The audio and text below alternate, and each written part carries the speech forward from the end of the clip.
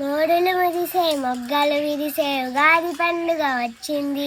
కోకిల పాటలు మామిడి పూతలు జనాలకెంతో నచ్చింది. ప్రకృతి మాతకు పచ్చని కోకలు వెచ్చని గాలులనిచ్చింది. తెలుగు వారి ముంగిళ్ళంతట కొత్త కాంతులను తెచ్చింది. చైత్రమాసం పాడ్యమి రోజున వసంత ఋతువుని పిలిచారు. మామిడి ఆకుల తోరణాలతో శుభాకాంక్షలను తెలిపారు. ఉగాది రోజున ప్రభాత వేళన తలంటి స్నానం చేశారు. 6 రుచులను చక్కగా కలిపి ఉగాది పచ్చడి చేశారు. పిల్లలు పెద్దలు పూజను చేసి లోకాహితమునే కోరారు. పిండి వంటలు ఇరుగు పొరుగు పంచి ఇచ్చుకొని తిన్నారు. పంచామృతము విన్నమి అని అంటూ కోవెలకందరు వెళ్ళారు. రాజపూజ అవమానాలను అందరూ శ్రద్ధగా విన్నారు. మన ధర్మమును మన సంస్కృతిని ఇళ్లలో ఎన్నడూ విడద్దు.